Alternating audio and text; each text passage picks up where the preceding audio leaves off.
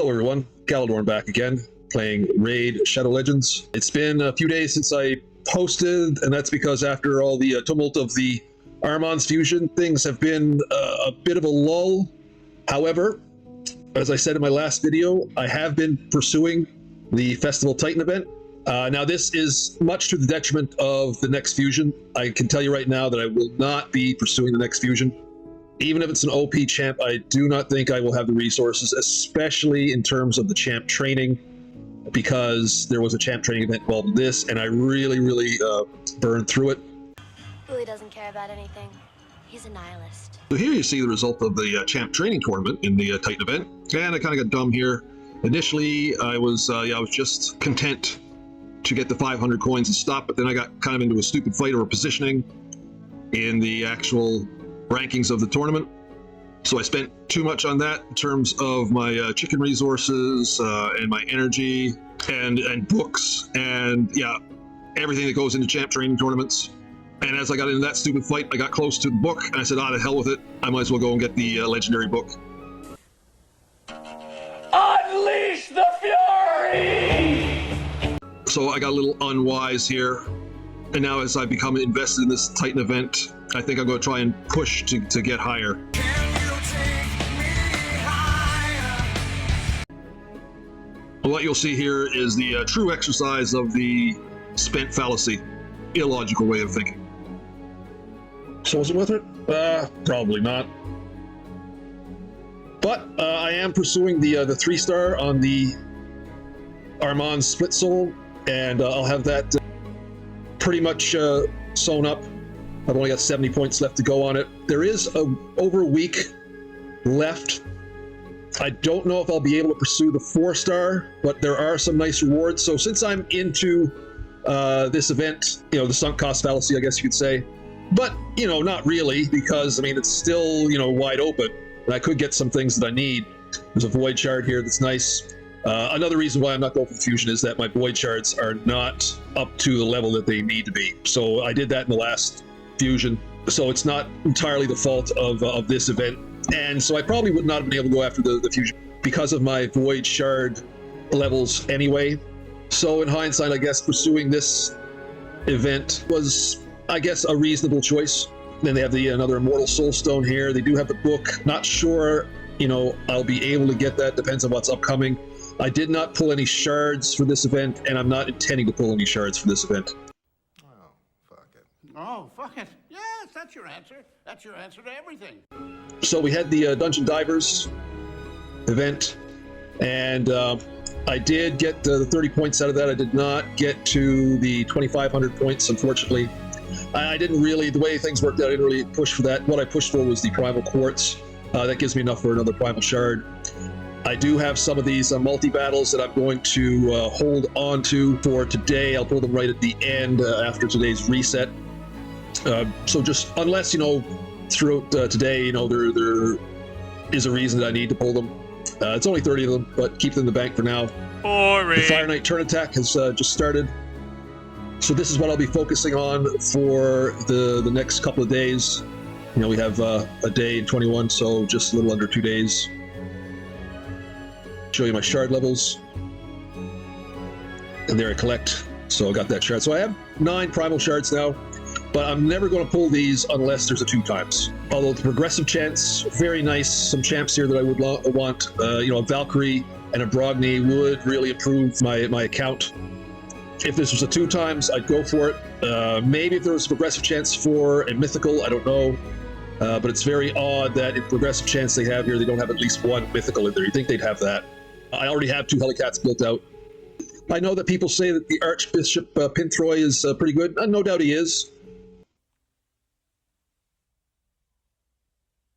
Knowledge. Not someone I'd be willing to pursue that much, though. Anyway, in the end, I'm not pulling shards. As you can see here, my void shards slowly building. I decimated them all. I used them all during the fusion. So it's going to take a while before they get back up to, at least 30 shards that I would consider level I need to go into the fusion. Because as you've seen, if you've been watching this channel, you've seen that in the last couple fusions, I do rely on the void shards. All right, the Summon Rush event, I generally just rely all on Void Shards. And then in the last fusion, it was a 2 times Void that ended up in the Champion Chase, so I used all of them. So basically, I used all Void Shards, did not touch any of my other shards. I think I may have used some Ancients, but as you can see, the Ancient Shards are up to a reasonable level. They'll progress, so in the fusion that's coming afterwards, definitely the Ancient Shards will be up there. Sacred Shards getting back up. I intend to have, probably 20, I guess, for, again, the fusion that comes after the next fusion. So I'm hoping that the next fusion The fuck is he talking about? is not someone that I really want. But that would be greedy because I did get Ancora and I did get Armanz. I haven't done much with Ancora yet. However, Armanz I have been using. I have been using him in the arena. I didn't spend any time as I usually do with champions and slowly building them up. I actually really went for it and did start building them up. Now, having said that, I haven't sunk any cost into masteries yet. I'm waiting until I get a little bit higher in my gems. However, that reasoning might go out the window since I'm definitely not thinking about the next fusion, so I'm willing to deplete the gems now for him. But he has actually been working well without masteries. I can tell you that right now. His kit has been functioning well without the masteries. I haven't chosen a blessing for him yet. I'm torn between a polymorph and a brimstone. Brimstone because he doesn't really put out a lot of damage, at least not the way I built him. So it'd be nice to be able to get a skill that can add a bit of damage into his repertoire. Now, he already has polymorph, but I'm not really a big fan of, it's probably good on the defense, but on the offense, honestly, I'm not really a big fan of a polymorph because it often ends up, when you could take somebody out, it leaves them in the game. And it kind of heals them if you got them right down and then they get polymorphed and they go back up a bit. So on the offense, I'm not a big fan of polymorph, to tell you the truth. But if I was planning on putting him into a defensive team, especially in tag team, I'd be leaning towards polymorph. So I don't know. The answer is I don't know. I'm torn between these two. Let me know in the comments which one you think is best.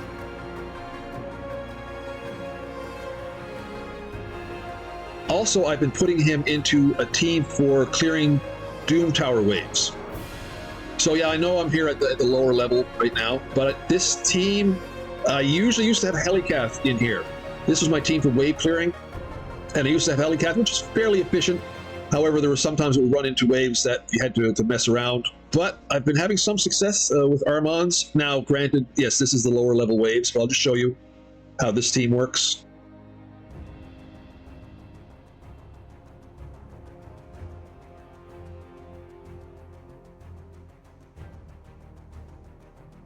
Now, here's the thing. I do not have this team set with any AI. So if I went around, I could make this team a bit more efficient if I went in, created this actual team, and set it up with an AI. I probably will do that in the future. But it's been working well, like I said, on the lower waves. Yeah, I know these things are not really that difficult at this level. But you get the idea.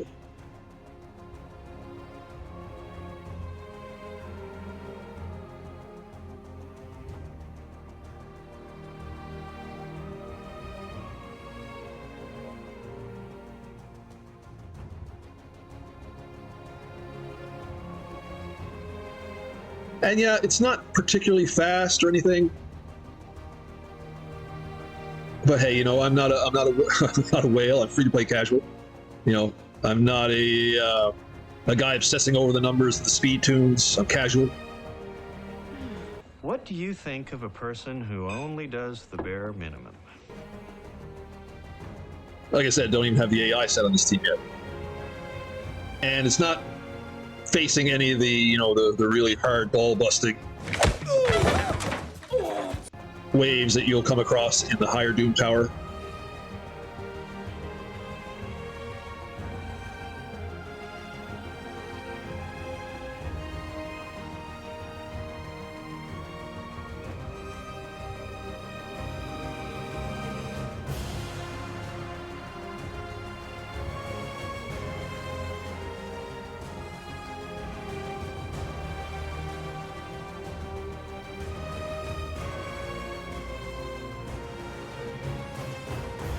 So as you can see here, we've come across probably our first tough wave.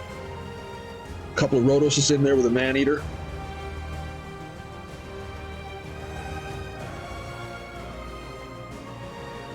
And it seems to be handling it pretty well. No problems. Got a Gurgo always giving us problems before. That was another one I always had problems with in this in Doom Tower Waves, was these Gurgos. This fucking freezes and strips.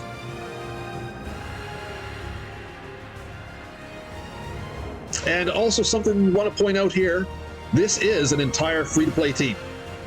If you look, Arbiter from the Arbiter missions. Mithrala, of course, from the Hydra. Login champs with Wukong. And Armanz and Drang were fusions. Now, I have to say, I did not fuse Drang. I pulled him. But he was a fusion at one point in the past. So yeah, this team is complete free-to-play friendly. If, of course, you know, you were playing and you fused. So if you're just new to the game, yeah, maybe not so much.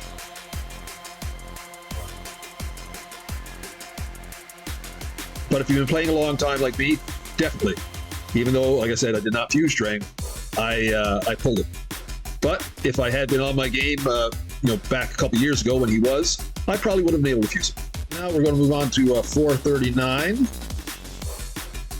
Again, like I said, this is the lower waves of Doom Tower Hard.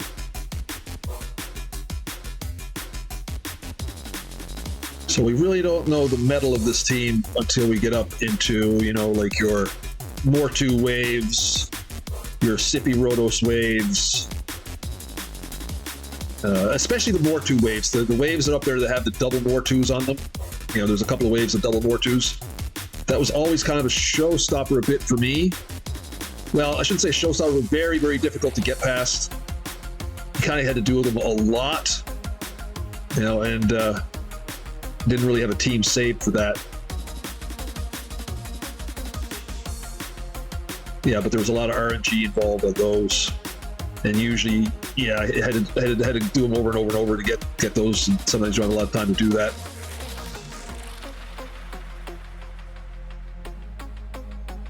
But as you can see, there was no problem on these Doom Tower waves here. This team is just going through them like butter. They're barely even getting a chance.